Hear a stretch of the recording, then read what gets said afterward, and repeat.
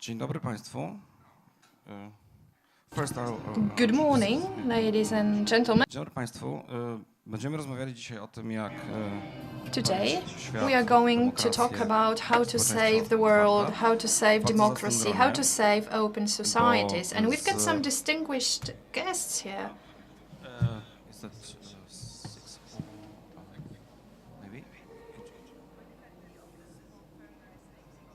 Yeah, so that's not, yeah, that's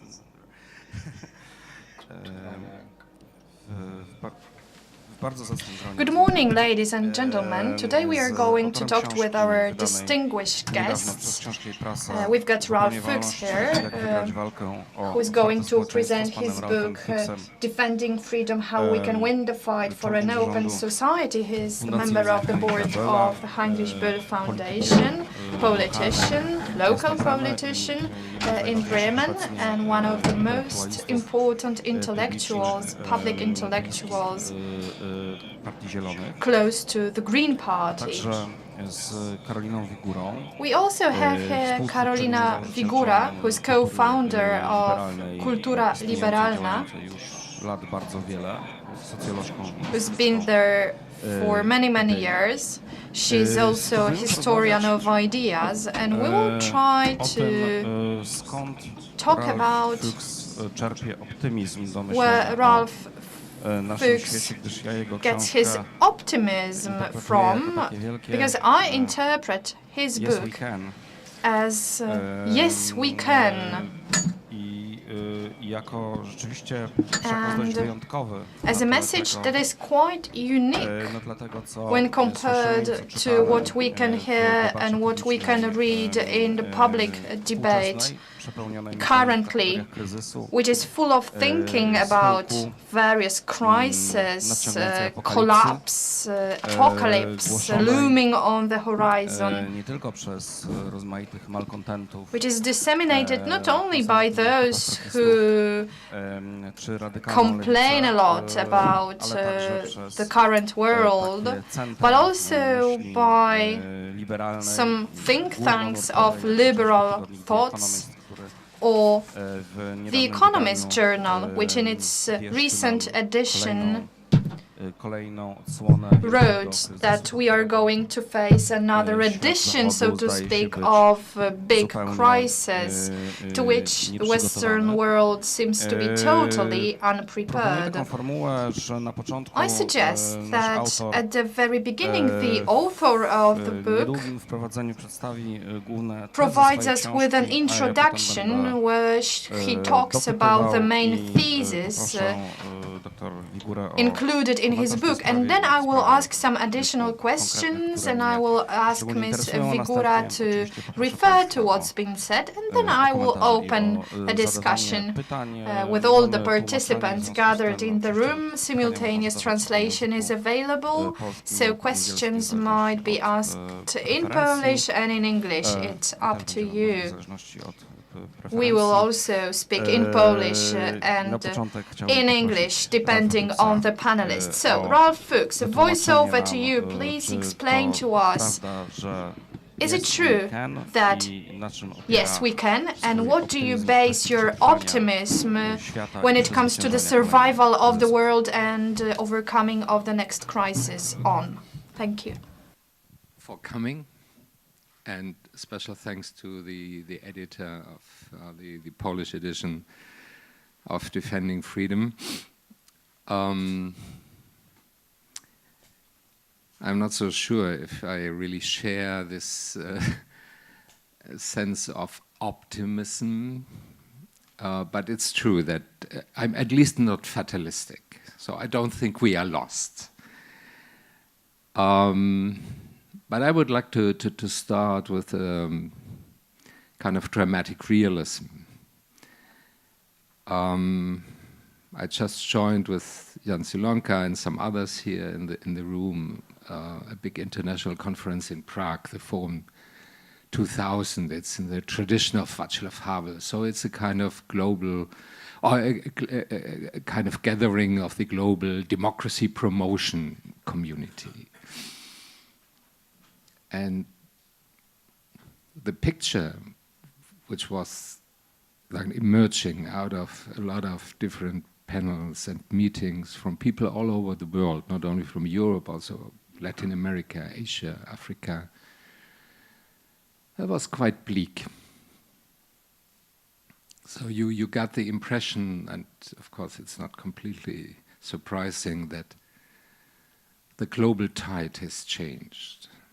If you compare it with this period of democratic optimism, 89, the 90s, the colored revolutions, even the Arab rebellion, which was, I think, a last attempt and the last part of this long democratic wave. Now the picture has changed completely. And it's not only about the rise of very self-assertive authoritarian powers like China on the top, and Russia and Iran, and so powers which are far from understanding themselves as kind of transitional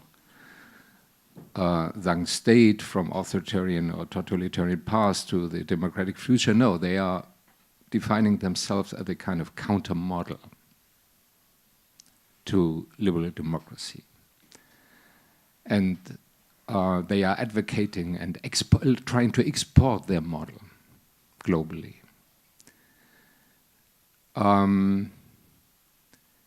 But also, and this is even more worrying, more and more countries which seem to be already on their way to democracy, and being halfway established democracies, are now in a kind of political recession, in an authoritarian swing back.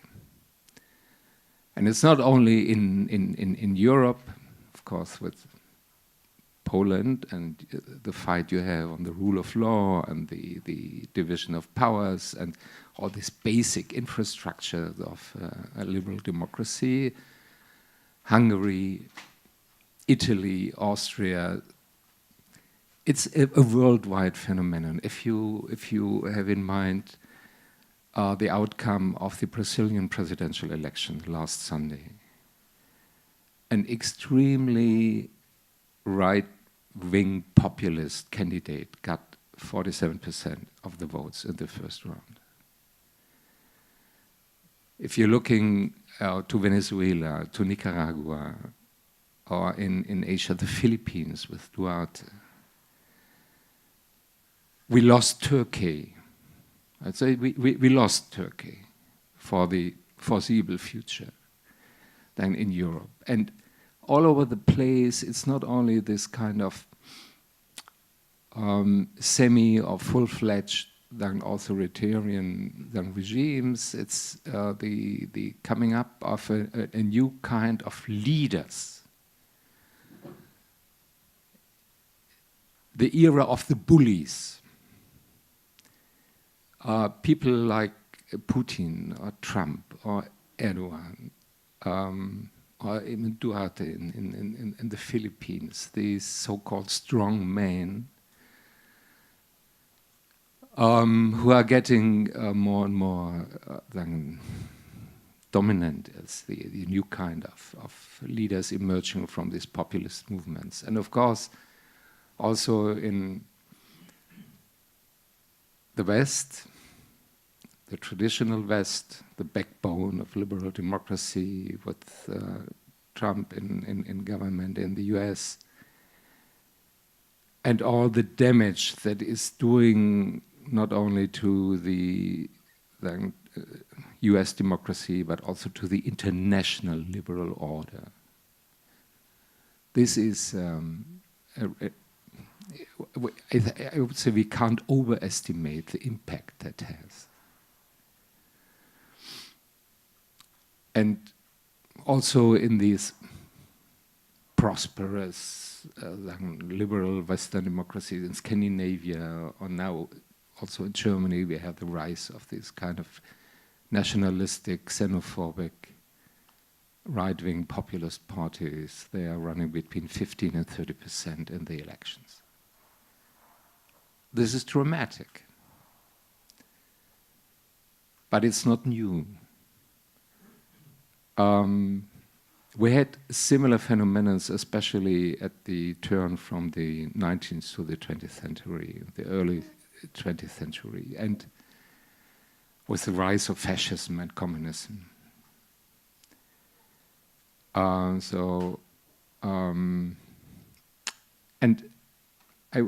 course, history is not repeating itself, and I'm far from saying we are in a same situation than after the global economic crisis 29, and in this sense I'm a little bit more optimistic, but I think there are some structural parallels between these two historical periods. Also then, the rise of these anti-liberal extremists and essentially totalitarian movements had been a reaction to a period of accelerated modernization. Accelerated modernization in different dimensions. Globalization, if you compare the number, size of global trade in the 20s, it was almost the same than today. Technological innovation on a big scale and rapid speed, but also cultural change. And over the last 25 years, I think we had experienced a period of modernization at speed. And this is creating an enormous stress in our societies in different dimensions. So of course, if you are getting serious, you have to deal with country by country. There are always specific historical and economical and political circumstances, but I want to find out some patterns, some general patterns behind these different phenomena. And if we are looking back, I think there had been three symbolic events which had been triggering this anti-liberal revolt and this basic sense of insecurity and the loss of control. The loss of control. This is one of the major mindsets which are creating a soil for their populist movements. And the first one was 9/11, the attack on the core institutions of American liberal capitalism. And from that, you had this an evolvement of this feeling or this sense that there is a new totalitarian threat from Islamic fundamentalism. And I think this was the birthday of this Islamophobia, which is now an undercurrent in our societies, with some reasons.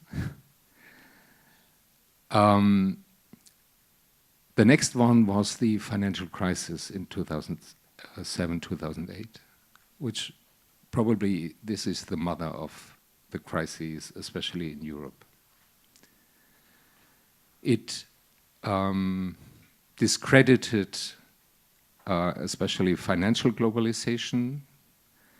It created the sense that governments have lost control and that our societies have been being captured by economic elites, especially financial elites, which are privatizing the advantages of globalization, and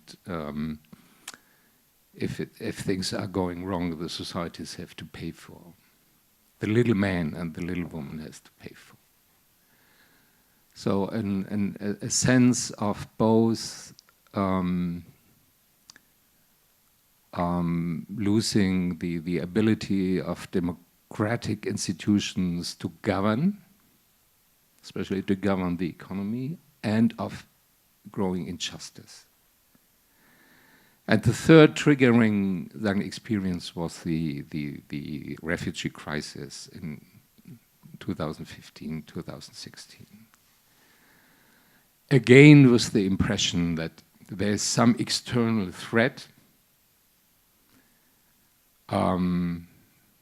The pictures of these thousands and thousands, especially of young men, trying to tear down the border walls and the fences, and the narrative which went along with this events, that this is only the beginning of a big demographic shift.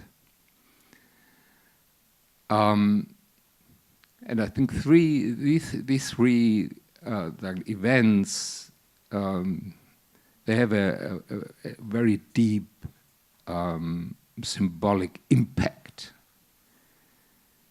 Globalization is more and more seen in our societies not as an opportunity but as a threat, at least by part of the population, those who are not very well equipped to deal with globalization. So we have a growing polarization between winners and losers. We have parts of our societies which feel very comfortable with all of these fundamental changes: globalization, digital revolution, immigration, especially those who are very well educated, speaking several languages, having international networks. There's a new term to describe this kind of polarization between the everywheres, people who are able to work and to live in every place, and the somewheres, people who are bound to a specific place, a specific profession.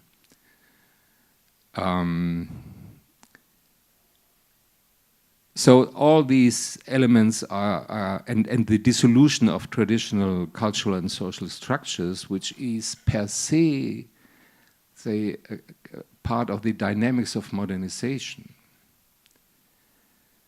Weakening ties, be it traditional class or religion, or the connection by family, you know, in now when you have this enormous mobility and flexibility, the kids are living in a different place, and so family always has been a kind of basic institution of solidarity and belonging, as some bigger social structures as class. So and if these structures are going to erode, there's a growing sense of insecurity. This is the flip side of the gain of individual autonomy. So modernization is about individualization, is about differentiation of our societies, about diversity, but the flip side is the crisis of community. And this now is firing back. We have a fight between liberal values and conservative communitarian values. Security, control, belonging, solidarity. And if we want to regain momentum for liberal democracy, we have to build bridges between these two value systems. Liberalism, which is based on individual freedom, autonomy, self-determination, diversity, pluralism, openness to the world, open markets, open for migration. And this communitarian world with its desire for belonging, security, community. And in terms of policies, to finish, I think a key challenge for liberals is to redefine policies which could create security in times of change, security in times of turmoil, security in a very, in a broad sense. Of course, there is no absolute security. This is a totalitarian idea to have absolute security. But first, encouraging and empowering people to deal in a sovereign way with change by education, then creating or re-engineering our social systems, providing a kind of basic collective security,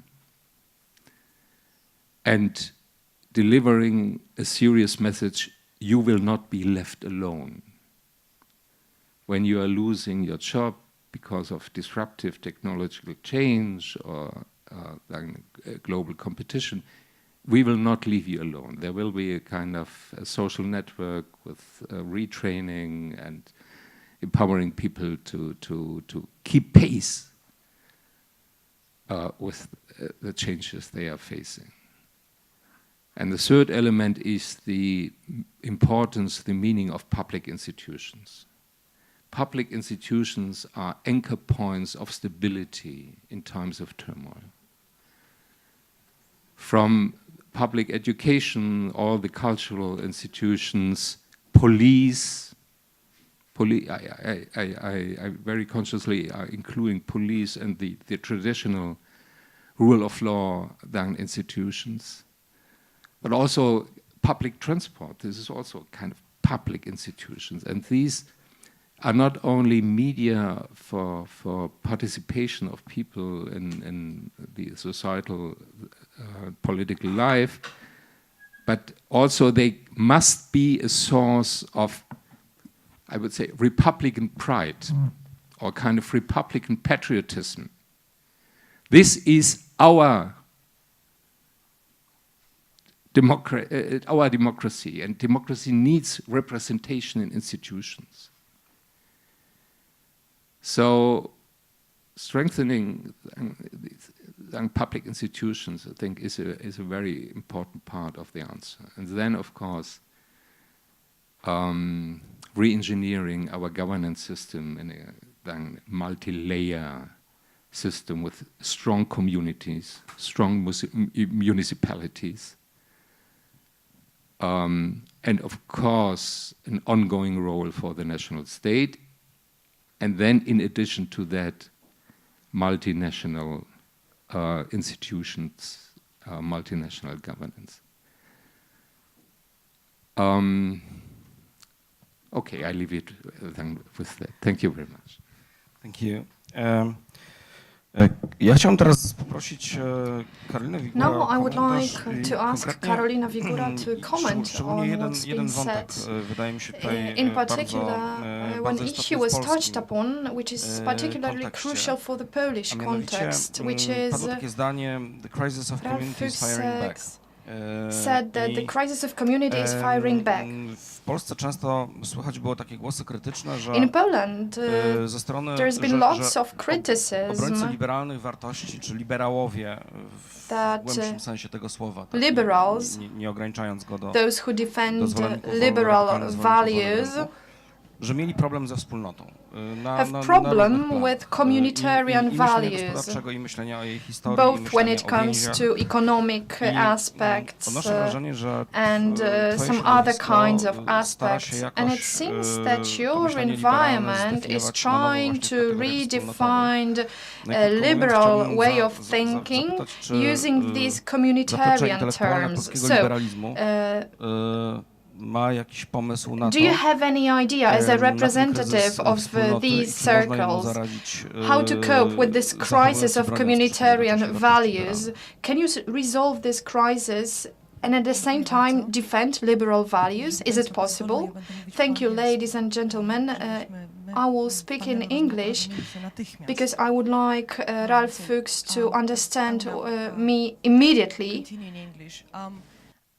This is a wonderful question because we are basically talking about pessimism and optimism as for community and whether we can build a community that would be for everybody. And I remember a beautiful sentence by a Polish philosopher, Heinrich, who once wrote that many intellectuals make an intellectual mistake taking pessimism as wiser.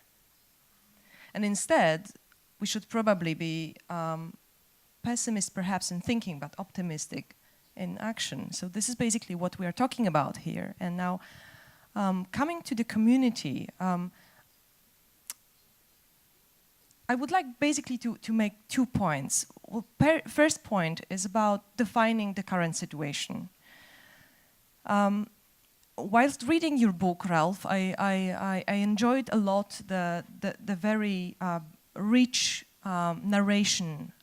You have tried to gather as many reasons for what is happening as possible, naming, for example, the crisis of liberalism, the crisis of institutions, the crisis in economy, etc., etc.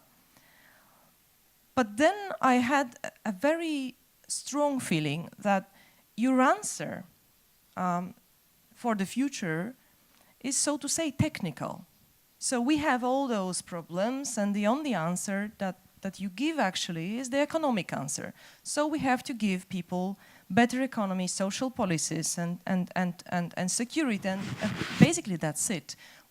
Combined with the Snyderian, from Timothy Snyder's name, Snyderian assumption that there is also some active citizenship that we should promote. And this is a very technical answer. And what I would like to say is that what we are dealing with is a change so profound that perhaps this intellectual hastiness in naming it is not the best thing to do. I mean, probably we should rather focus on trying to grasp what is really going on, and then try to find out a less technical and more adaptive answer to the problem. So I would basically like to come back to community now and talk about emotions. I believe that what we are observing is a longue durée change of collective emotions in the Western world. So far, liberal democracies seem to be the goal, the ultimate goal for everyone. And it clearly stopped to be.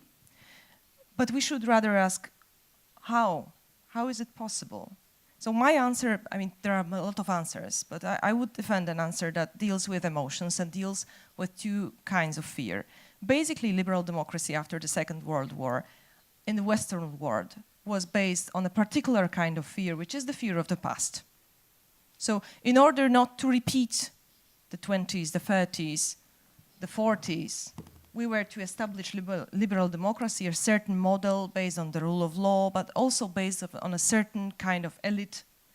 And this would prevent us from the repetition. Well, this kind of fear has clearly evaporated for many reasons. Generational reasons are obvious, and they're one of them, but there are more, obviously. And it has been exchanged, because fear is a very powerful emotion, so there is not a gap after fear. It was exchanged with another fear, which is the fear of the future. And here you are very right in your book to point out that there are many faces of this fear, but the face of the Syrian refugee is basically the most common of all these faces.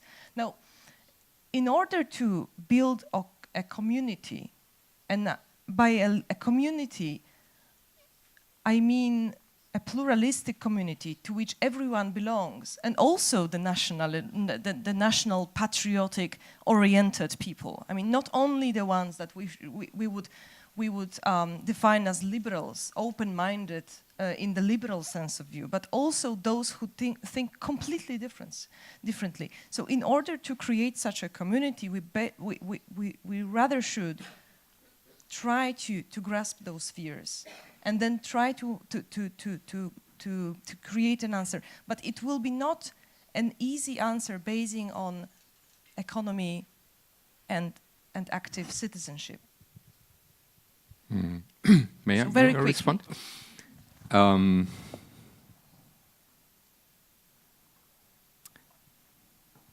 Of course, I'm stumbling over your term technical answers. So I would not agree from the author's perspective, but let's discuss it. I would say partly, if you mean with, or if the meaning of technical answers is policies, concrete policies, I would say partly yes. Because we are in a competition between liberal democracies and different kinds of authoritarian rules and policies, competition on output legitimacy. Output legitimacy matters. So governance matters and policies matter. Be it in terms of education or labor market policies or housing. Housing has become the new big social question. So I would say yes, partly we need different policies to counter this anti-liberal challenge. And we are also already in a race. Yeah, we are now and here we are in a race. So we have to deal with migration. We have to deal with a digital revolution. We have to deal with how to manage migration, or how to manage the refugee issue. And if you're thinking politics, you have to answer these challenges without driving people more or less than angry. But at the same time, I would agree, and I would say at least there was an attempt in the book going back to the very long history of fear of modernism. There's a chapter on Goethe's Faust and the anti-liberal thinkers of the 20s, Carl Schmitt and like these people. I think we have to reinvent some grand narratives which are also touching emotions of people. That's true. So I would not say either or. We need to do it both. And so it's not just defending the status quo. The status quo is not sustainable because the world is changing so rapidly. We have to reinvent the meaning of liberal democracy and to reconcile it with this need of security and belonging. Actually, I would like to dig a bit, just a bit deeper, and to ask one more thing to Ralf as to the question of technicality, because actually you give a kind of a big promise to the people, to the Western people, maybe to the rest of the world as well. What I mean by that, or what you mean by that, I think, is that it is possible to have our living standard and not destroy the planet in the foreseeable future at the same time. What I mean, you strongly believe in decoupling of the growth, of the economic growth, and of the usage of planet's different resources, which is based on a premise that technology can develop in such a direction, in such a way that this will be possible. So you say that technological innovation, human imagination are our most important assets. Well, these assumptions are or can be seen as quite controversial, especially for a green guy. I know you're not a typical green guy, but still. Still you belong to the, in a way, green community. So, yeah, don't you think that your, partial optimism is based on the very controversial premise? Yeah. So maybe you have in mind that just these days the Nobel Prize for the economics has been given to two American economists which had been dealing with the relationship between the economy and the environment, and one was Paul Romer, and he was then honored or awarded for his theoretical framework for what I would say sustainable growth, what I would name sustainable growth. And the key element in that, you mentioned it, that he says all kind of resources are limited but one. And this unlimited resource is human creativity, ingenuity, and our ability to counter the limits we are hitting with new ideas. And this is all I would say, the history of mankind. And in that understanding, I'm really an anthropological optimist. It's not sure that we will really make it. So there is a potential of failure and of a really, I would say, global crisis. With climate change and all the other ecological challenges like the loss of fertile soil and sweet water resources and biological diversity. But I would strongly recommend not to make a doom and gloom story out of this environmental challenge, but to tell another story of challenges and opportunities. Otherwise, in a world where the population will grow from now 7.2 billion to 9 to 10 billion until 2050,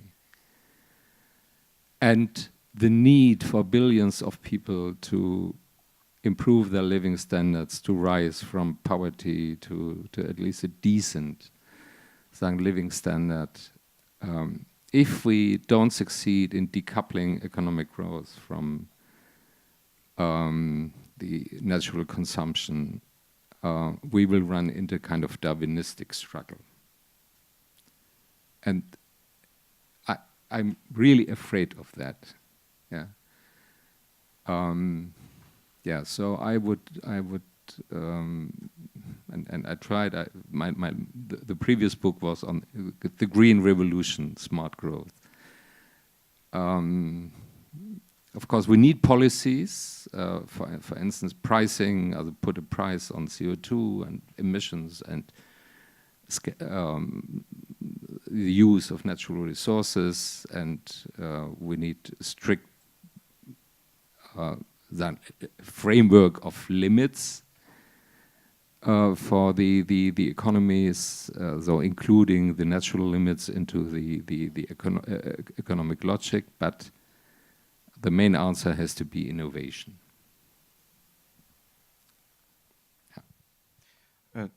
Zanim poproszę Państwa o komentarze i pytania, chciałbym zadać jeszcze jedno pytanie.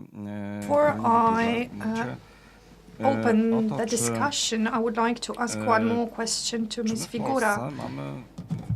When it comes to Poland, do we have the potential and capabilities jakąś taką, nie wiem, własną, autonomiczną cegiełkę do tego dzieła dołożyć, a może our jesteśmy own po prostu autonomous imitowanie brick tych to rozwiązań, this wzorców, work, które powstają or gdzie indziej, nie przypadkiem. do we have to copy the patterns that have been created in different places? This book is written by a German author, intelektualista z kraju, który an intellectual from a country jeśli chodzi o rozwiązania ekologiczne, that when it comes to ecological solutions belongs to technological avant-garde, and with different kinds of reservations also from the perspective of social awareness. This is public opinion that really takes into account ecological problems. In Poland, the situation is totally different. It is much more complicated when it comes to green issues. So my question is, in the face of those challenges, do we in the same situation right now that we were in 1980s, when we had to copy solutions that were created in the West? We assumed liberal democracy at that time. And do we have to copy the solutions from the West right now as well? Or are we able to add our own brick to this wall that is now being created? And we are imitating now, but remember, we are imitating now Budapest, not Berlin. So I think what is called illiberalism or populism or counter-revolution, like Jan Zielonka here sitting named it, has its local and global phase. It has both. And I think answers will be given both from the global and the local context, as exactly as the reasons, the roots for what is happening are both global and local. If you look at the Polish post-communist populism, you will see that it has a lot of local ambience, yes, with a particular no said to this idea of a particular, as we called it in Kultura Liberalna, West, the mythos of the West, with the particular change of generations, with a new generation now saying no to the former dissidents. This is a very local thing. Also, with the populist party fighting the communists, the ghosts of communists that are not anymore there because 30 years has passed. So you have a lot of local ambience, and of course you also state clearly in the book that the thing we call populism or illiberalism or counter-revolution is something very variated. It's not the same in Italy, it's not the same in Hungary, it's not the same in the US. So the answers, I'm sure, will be of both kind. But what I'm worried in the Polish situation is that our cultural codes will prevent us from revitalizing liberalism. And I will tell you what I mean. I basically mean that liberalism has to be reinvented. It has to be reinvented not only in Poland, it also has to be reinvented more globally. But I would say that this new liberalism would basically mean three things very quickly. First, the liberals must listen to the reasons of the popularity of the law and justice government. And one of the reasons of the popularity is, of course, the social policies. So liberals will have to change their thinking about the social policy, this is the first thing. The second thing is, of course, trust. When we think about the rule of law, we often think that the rule of law is basically constitution, division of powers, and defense of the independent judiciary. But it's not only this, it's also trust. It's the trust in the state and its institutions.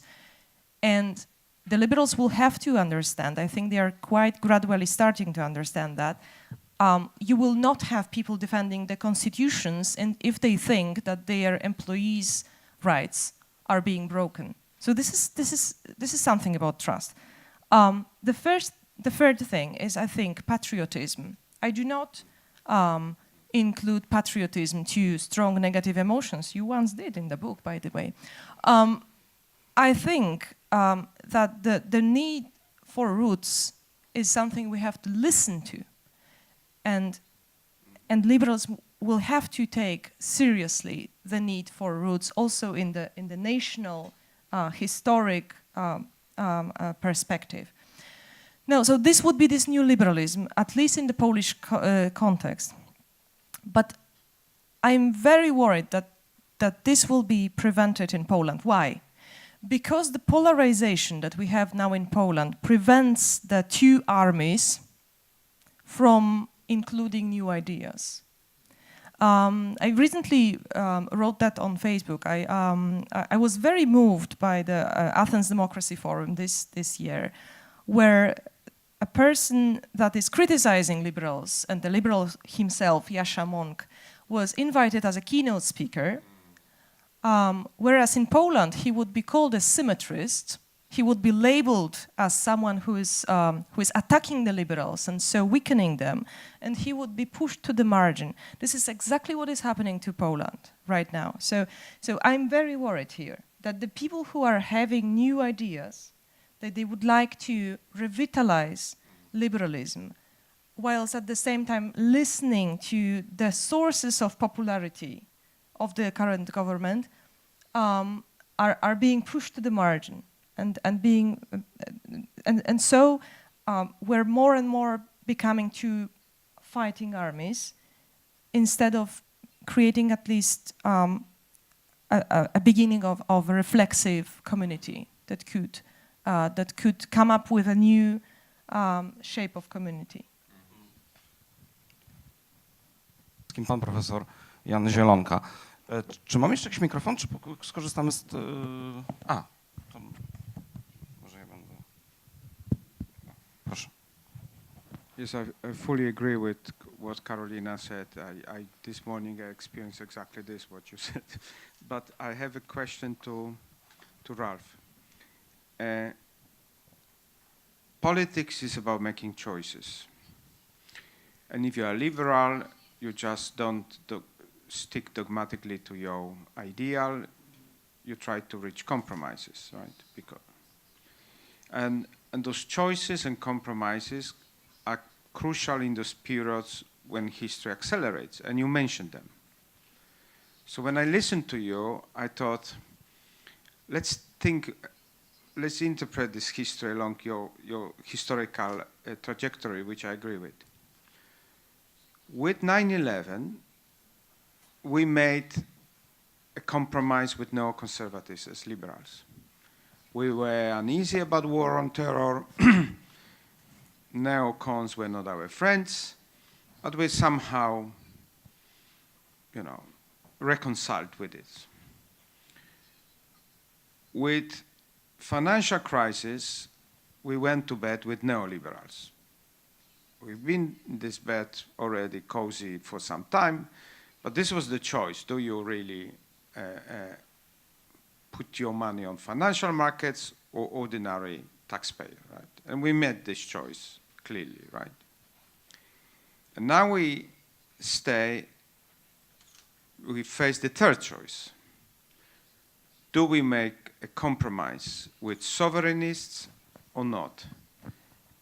Do we basically agree with the vision that this is the nation state and not local community or transnational authority which is most appropriate? And do we embrace the understanding of community as purely national and in some countries linked to fundamentalist religious ones?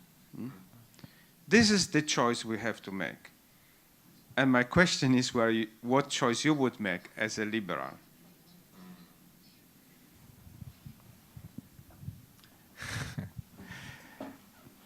I would say, at least provisionally, we can make a lot of compromises in terms of concrete policies.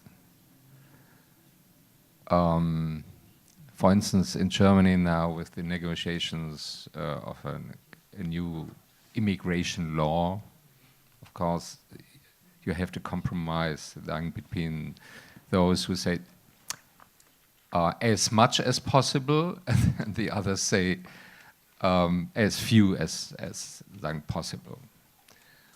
Or concerning the criteria for qualification for immigration, whatever. So I would say in concrete policies, you can and must be ready to make compromises. But in the basic I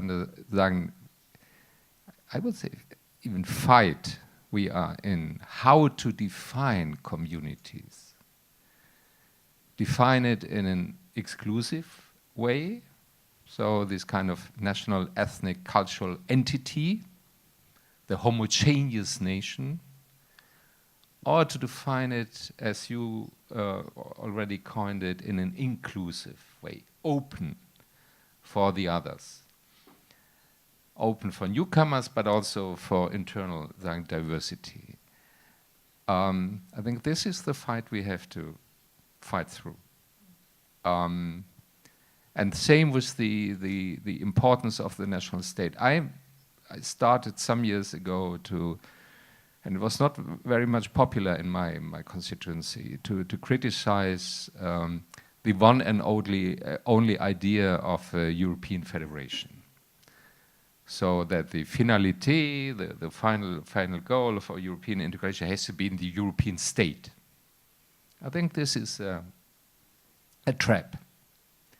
But at the same time, I think we cannot compromise with an idea to go back to an understanding of national sovereignty from the 19th century or the early 20th century. So I think the need for multinational governance, for building multinational institutions, this is absolutely core. Yeah. Would you like to comment on that? Or no? I think I answered. Okay. Kolejne pytania, komentarze? Tomasz Piątek.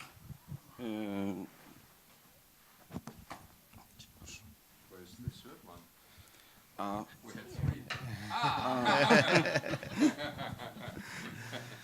Woman is called woman.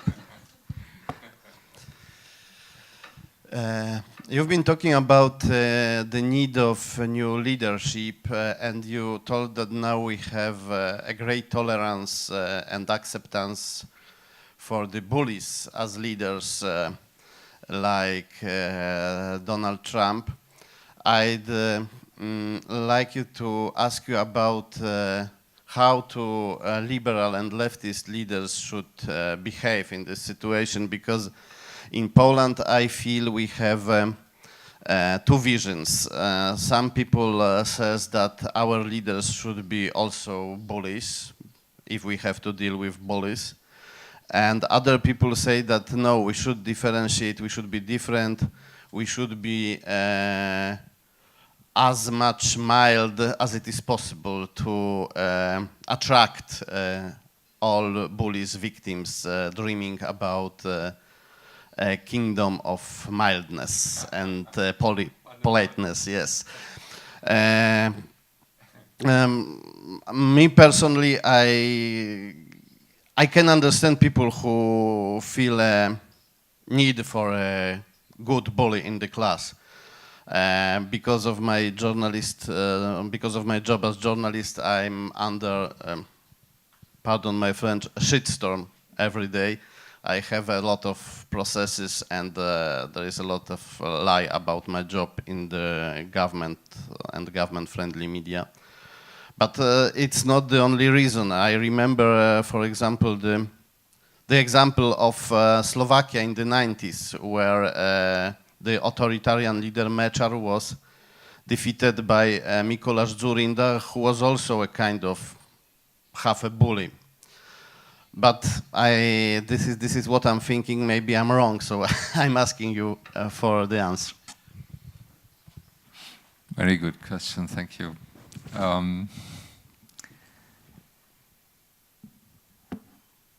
I would say, of course, we need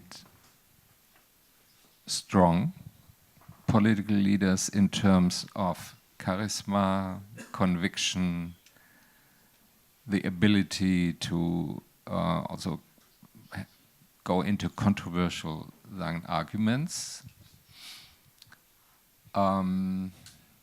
But fundamentally, I would stick to that there is an interconnection between aims and means. So if we want to defend a democratic political culture, we have to stick to the democratic political culture. So in the way we are acting and the way we are arguing.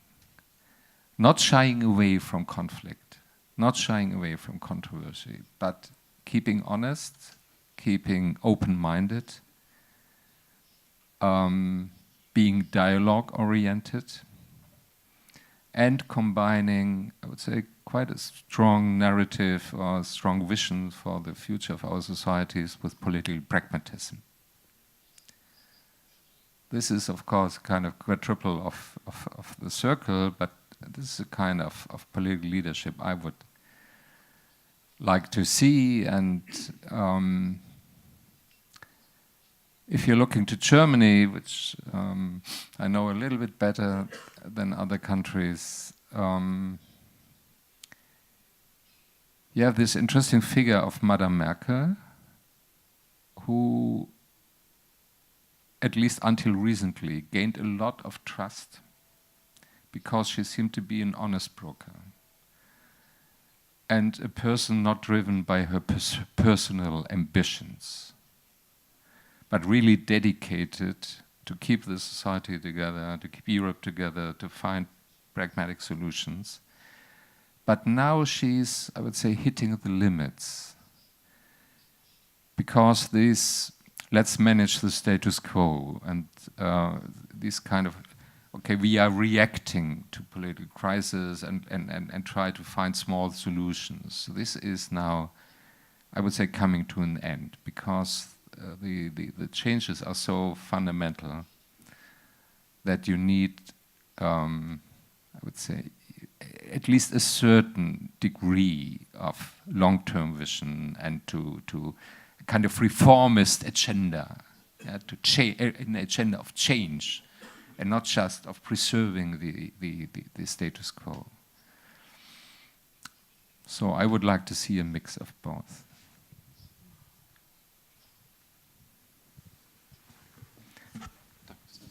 Pytanie i jedno zgłoszenie, drugie zgłoszenie. To może we'll gather, collect two questions. Zbierzemy. Thank you to both for a fascinating discussion. It's always a bit of a frustration when one is at a book launch where you haven't read the book and can't read it in the current language, but at least you're giving. There will be an English edition in spring. When? In spring. Spring. Brilliant. We're very much looking forward to it, and you'll have to come and launch it in Oxford University. Sorry, I'm Calypso Nicolaitis, and I was wondering, there's of course a lot of overlap and agreement between the two of you, but different emphasis, and perhaps our story is also about emphasis. So, liberalism, I guess rightly, has an obsession with institutions, and indeed, when we try to find solutions, it's usually institutional magic bullets, whether it's about the EU or nationally. But in the bigger picture, above institutions, you have ethos. I mean, at least that's how I think about it.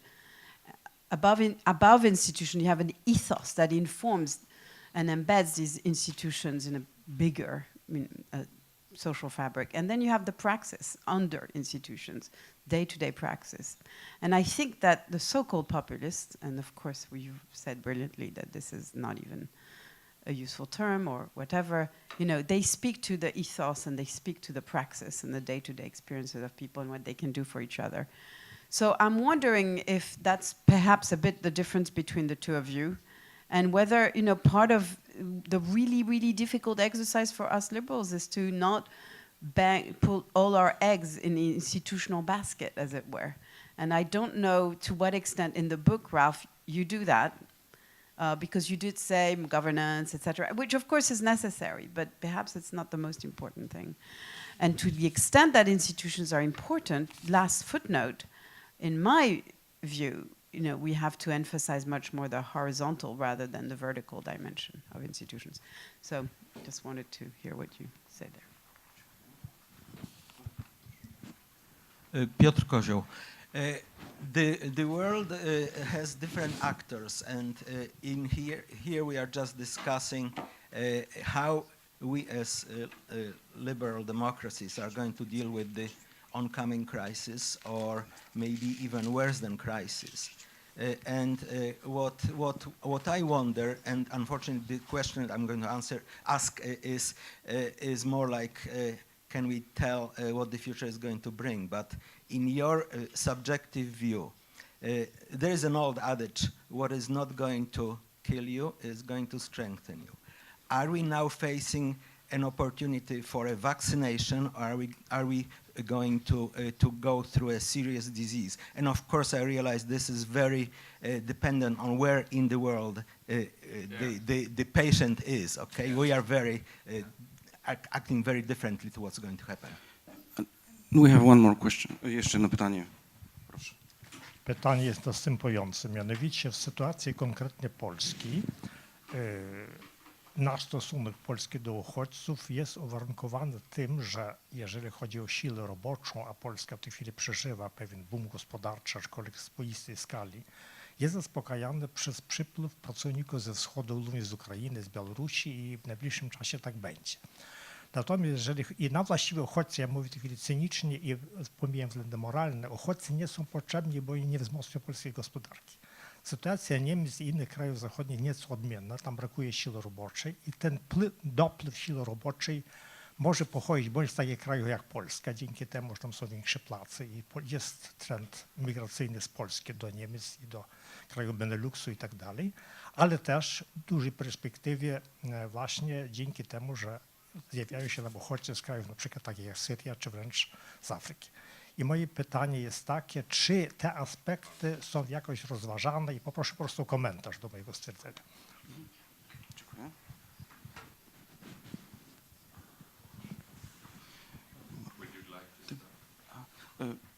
Because I see Piotr Buras also wanted to ask the question. Yeah? You want to? Maybe in the next round. Okay. I think it will be difficult. Okay, okay. Would you like to start? Why not? Okay. Please. So very quickly, thank you very much, Calypso, for your very insightful question. Basically, the answer is yes. We shouldn't put all our eggs into the institutional basket. I myself have the opinion that we basically should go and explore the ground that we do not know a lot of, and this is the ground of passions, and not emotions. I'm using this word precisely because I think we are very much thinking about emotions as being something we can rationally educate, whereas in fact what we are dealing with is something that the classical authors would call passions, and they would think this is something that is stronger than individual reason. This is something like, it's more like a force that is changing, it's shaping the whole communities, and we should basically reflect on that. And institutions are not enough to grasp what is currently going on.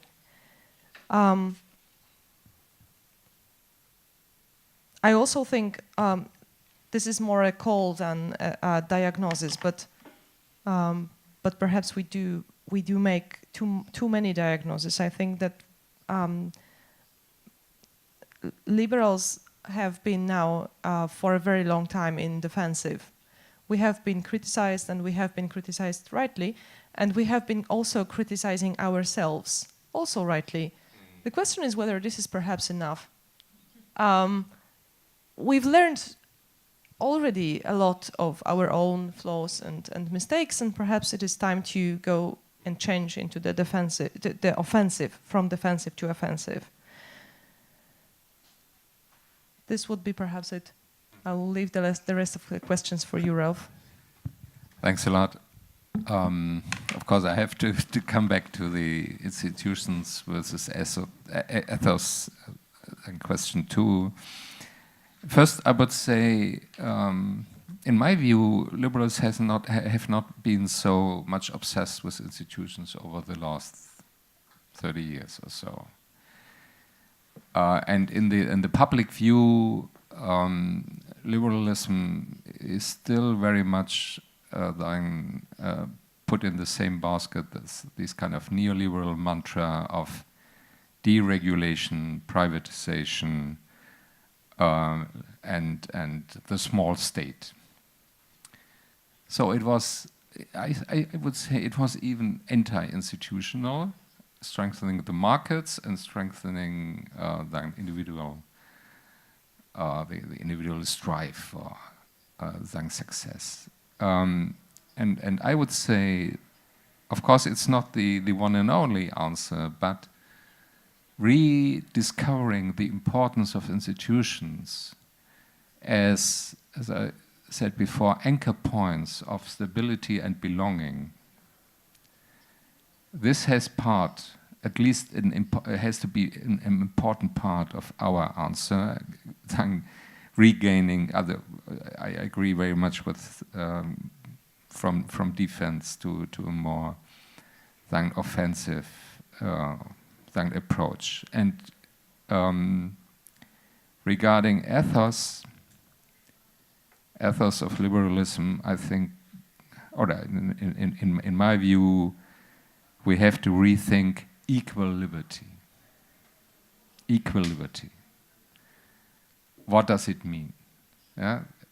In terms of equal opportunities and in terms of redistribution and all this kind of stuff. I think this is very core. You have to have a convincing narrative of equal liberty for all. Opportunity, of course, we all know this famous quote, you should never miss the opportunity of a good crisis. Yeah, I would say if we use this crisis to rejuvenate, to reinvent or to update, let's say, to update our liberal democracies, it could be good. But it's not sure if, at least in the short term, if we really can do it because of reasons. I like that very much, your description you gave of the Polish political landscape. This kind of polarization is not necessarily favorable for making innovations. Yeah, it could work in a very regressive way. Two camps retreating in their fortress and battling than each other. This is a dangerous trap. And of course, giving the international, I'm for 25 years or so, I'm very much engaged with the Russian democratic opposition, and so for me, Russia plays a very important role for the whole European dynamics. and if you look to the international environment, we should not hope for quick, positive changes, because for Putin, you know, the opportunities are increasing and not shrinking for finding international partners and alliances in Western Europe or in Western Central Europe, as well as in other parts of the world. So I think we have to prepare for a long fight and have really some stamina. So there will be no quick fixes, neither domestically nor internationally. And the last point on the refugees, I would not agree with your analysis that the Western economies need urgently now immigration of workforce from Africa or Central Asia. If you're looking to Germany, 70 to 80% of immigrants are coming from Europe. And Germany was extremely successful in exploiting other European countries as a demographic reserve. So maybe on the long term, yeah, also in terms of the labor market, we need more intercontinental immigration in a regulated way, I would say.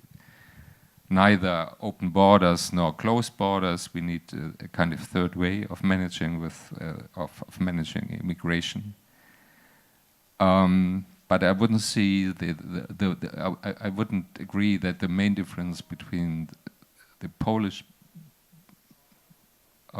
perception of immigration and the German one is because of economic differences. These are more cultural and political differences. I know there was one more question. Question or comment? If I may, very briefly, I know we are running out of time, but Piotr Buras, ECFR, and I wanted to make one remark and following up on Karolina's last intervention, and basically to reiterate one point you made, because I think it's crucial, because I think also that this liberal self-criticism is something which we should embrace and we should very much value. But I have very often the feeling that we have already gone a little bit too far, to be honest. Because of course we need to accommodate to the new environment. We need to embrace more generous social policies. We need to embrace perhaps even a more patriotic approach to I don't know, to nation state or whatever. And your 3 points were very good. But at the same time, I think this strategy will never be credible and will never allow the liberals to regain ground if we are not much more open and much more determined to defend the core liberal values. Because I don't have the feeling that, for example, Calypso is perhaps right that liberals are sort of preoccupied with institutions. But I don't have the feeling, like, and I agree with Ralf, that we have done a lot over the last 30 or 40 years to make sure that the people really value those liberal institutions, rule of law, and that they really understand what is but also, you know, the liberal, the freedom, the question of equality, the question of public goods, for example, that there is really a deep understanding how important those values, core liberal values, are for our societies. And I think unless we go really on offensive to promote those values, we will lose. And I think that should be for me the key task for the liberals in the next years. Not only to basically try to find a way how to accommodate to the new environment, and also just to how to promote those values which are at the very essence of the liberal idea. So please, if I may, I'd like to ask you for very short responses, as I saw the gestures from our host's gesture known from the basketball with the letter T, which means we are running out of time. So please, if you'd like to comment on that. So I basically very much agree with Piotr. This is clearly what I meant when I said that it's time to go out of the defensive. But I would like also to say that it starts right here and right now. And I particularly liked your argument about bullies. I think it's a wonderful argument. And I started to think about what happened in Poland with the institutions and the schools in the past 30 years. Very, very many, a huge percentage of my highly educated and quite well-earning friends either founded their new schools themselves or put their kids into the private education. So what does it mean? It basically means that those kids didn't have any contact with police. What does it mean to send your kid to a public school? I basically sent my kid to public school this year. It means that he meets bullies every day. And I think it's very valuable, because in the US, when the big bully came, nobody knew what to do with him, and he became the president. So this starts right here and right now, and it's about us, and it's about how we treat the public education, whether we do send our kids to this education, and whether we try to influence it, even though it has been reshaped by the Law and Justice government. In fact, this institutional and educational layer is extremely important, and it has to change in our heads first, because what we have created in the past 30 years is a generation of analphabets of the Third Republic. And it won't change. I mean, those new kids will think the same unless we influence the schools. Mm. Thank you very much. Just one short remark to Piotr. I think, yeah, I agree. We have to regain some, to use your term, passion in defending core liberal values and norms. We should not only talk about values, but also norms. But I would say we will only be successful first if we are managing, or if we are successful in renewing them. It's not just the old 18th, 19th century kind of liberalism, which is still our heritage, but we need an update, urgently, an update of liberalism, and we have to connect the liberal discourse with this communitarian discourse and find liberal answers to these communitarian ideas and needs, liberal answers to community, to belonging, to security. I think this is the core challenge. And also liberal answers to the environmental crisis. Taking it serious, but looking for another kind of environmentalism than these, okay, we will go to a kind of green authoritarianism. Yeah. Great. Thank you very much. Dziękujemy bardzo Państwu za Thank you very much for participation. I would also like to extend my thanks to our guests for great discussion and a bit of confrontation. I hope there will be even more confrontation, but I think it was enough. Thank you so much, and now let's continue discussion at the backstage. Applause for our guests. Thank you.